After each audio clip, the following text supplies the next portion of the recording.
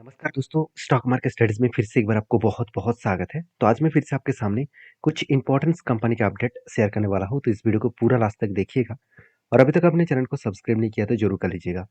सबसे पहले मैं डिस्कशन करूँगा एशियन पेंट के बारे में। देखिए एक दोस्तों ने मुझे कमेंट्स किया था कि सर एशियन पेंट में ऐसा क्या हो गया कि कंपनी लगातार गिरते चले जा रहे हैं, कंपनी का सेल्स डाउन हो चुके हैं, कंपनी का प्रॉफिट भी डाउन हो चुके हैं। तो सेल्स प्रॉफिट डाउन होने के पीछे रीज़न कौन-सा है? देखिए बेसिकली मैं रीज़न सबसे पहले मैं आपको बता भी चुका हूँ, फिर भी मैं एक बार अपडेट मैं आपके साथ शेयर करूँगा। आप इस डेटा को देखेंगे तो आप देख सकते हैं इंक्रीज़्ड कॉम्पिटिशन्स, मतलब जो कॉम्पिटिशन है बहुत तेज़ी से कॉम्पिटिशन इस फील्ड में बढ़ रहा है।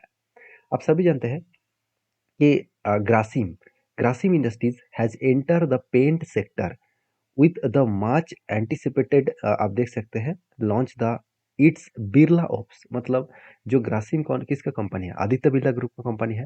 तो बिरला ओप्स नाम कर जो उन्होंने पेंट को लॉन्च किया मार्केट में, आप खुद ही देख सकते हैं यहाँ पे through the launch of Birla Opus.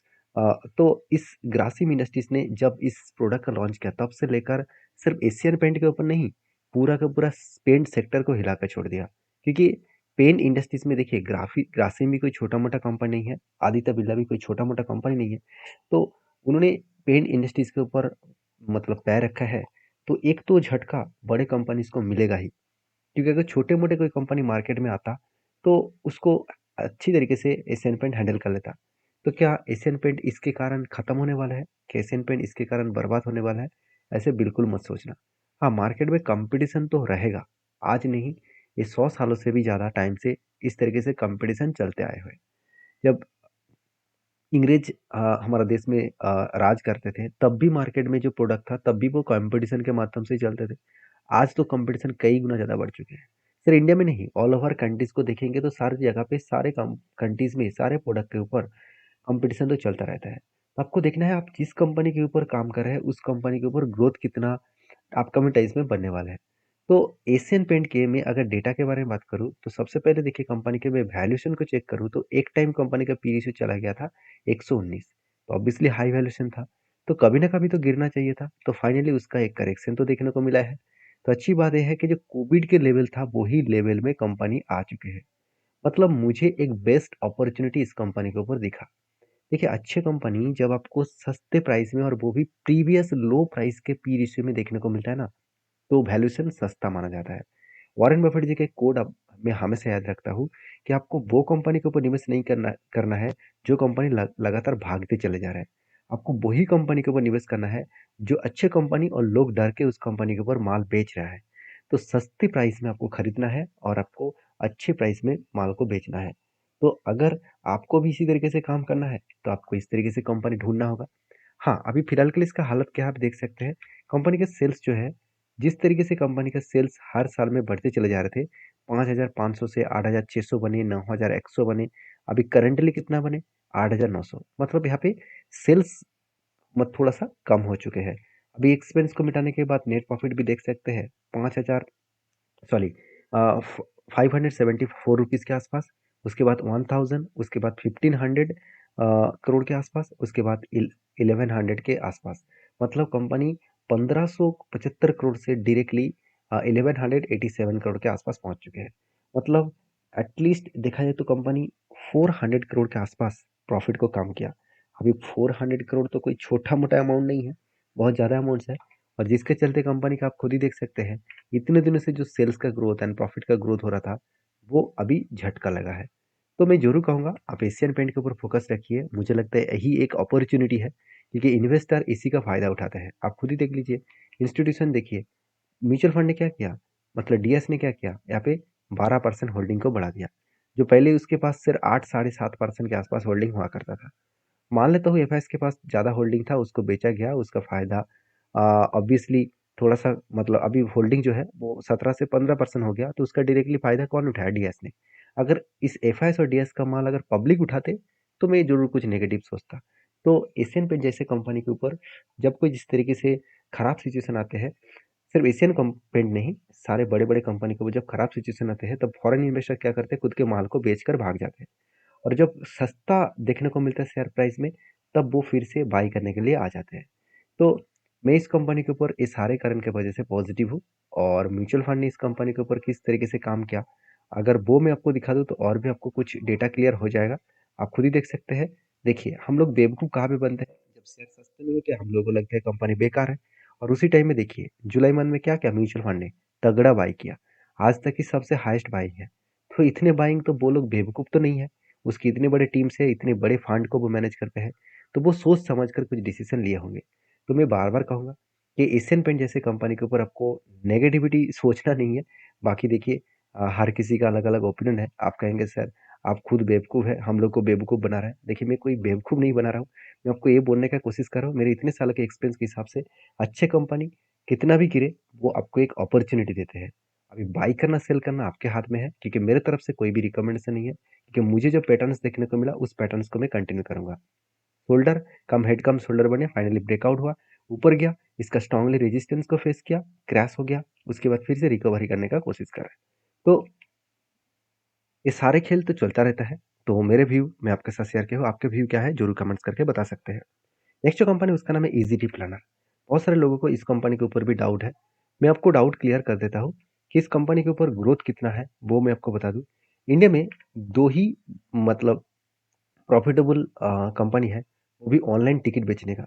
तो ऑनलाइन टिकट बेचने वाले जितने सारे कंपनीज है, उनमें से दो कंपनी प्रॉफिटेबल में है, एक आईआरसीटीसी, दूसरा है ईजीटी प्लानर। आज मार्केट में बहुत सारे ऑनलाइन प्लेटफॉर्म के ऊपर मतलब टिकट बेचने वाला कंपनीज आ चुके हैं। तो उनमें से बहुत सारे कंपनी को प्रॉफिट भी हो रहा है, फिर भी ईजीटी प्लानर जैसे प्रॉफिटेबल कंपनी अभी तक नहीं बने। कंपनी की ग्रोथ किस तरीके से आप देख सकते हैं, कंपनी के एक रुपया भी कर्जा नहीं है, एक कंपनी के गुड पॉइंट्स है, इनकम भी अच्छा खासा हो रहा है। तो कंपनी ने क्या किया, क्वार्टरली इस बार भी देखिए पिछले सालों की तुलना से अच्छा खासा सेल्स किया। मान लेता हूँ पिछले क्वार्टर्स को बीट नहीं कर पाए, एक्सपेंस मिटाने के बाद कंपनी का नेट प्रॉफिट जो है, जो पिछले सालों में लॉस हुआ था, उसको कंपनी कई हद तक पॉजिटिव लेके आए, जो पिछले सालों की तुलना से भी अच्छा खासा है एंड पिछले क्वार्टर की तुलना से भी अच्छा खासा है। तो जो मन में डाउट था कि कंपनी सचमुच में बेकार है, मैं आपको पिछली बार जब लॉसेस आया था मतलब रिजल्ट में, तभी मैं आपको बताया था कि एक क्वार्टर का रिजल्ट खराब आया तो उसको देखकर किसी भी कंपनीज के ऊपर जज करना सही नहीं होगा, मतलब बेकार कहना सही नहीं होगा। तो उसका देखिए, आप डायरेक्टली आपको फायदा दिख रहा है, क्योंकि मुझे जो डेटा देखने को मिला है, मैं पहले इस डेटा को मैंने पहले चेकआउट किया। क्या म्यूचुअल फंड और इंस्टीट्यूशन एफआईएसडीएस का माल बेचकर भाग रहा है? बिल्कुल नहीं। जब छोटे कंपनी के ऊपर भी इंस्टीट्यूशन खुद के होल्डिंग्स को कंटिन्यू कर रहा है, मतलब कुछ ना कुछ तो पॉजिटिविटी है उस कंपनी के ऊपर, इसके ऊपर वो ट्रस्ट कर रहा है। तो बाकी इस कंपनी का अगर टेक्निकली चार्ट पैटर्न्स को देखा जाए, तो कंपनी के ऊपर जो पैटर्न क्रिएट हुआ, तो पहले शोल्डर, उसके बाद बिग हेड, उसके बाद शोल्डर बने, फाइनली ब्रेकआउट हुआ, ब्रेकआउट कंफर्मेशन हुआ, रिटेस्ट किया, उसके बाद बिग क्रैश हो गया। तो मैं पहले भी डिस्कशन कर चुका हूँ, मुझे हर कोई कंपनीज के ऊपर इस पैटर्न्स में प्रॉफिट होता है, ऐसे होता नहीं। लॉसेस भी मुझे झेलना पड़ता है। तो मुझे जिस लेवल से मेरा बाइंग है, उस लेवल से अगर मैं करंट लेवल तक देखूँ तो ऑलमोस्ट 20% का लॉसेस चल रहा है। हाँ, बड़े कंपनी के ऊपर 30% के आसपास, अगर सॉरी छोटे कंपनी के ऊपर 30% अगर क्रैश हो जाए, तो मैं कुछ एवरेज का डिसीजन जरूर लेता हूँ। मुझे लगता है कि इसको रिकवरी होने में थोड़ा सा टाइम लगेगा। बाकी आपके क्या व्यू है जरूर मुझे कमेंट्स करना।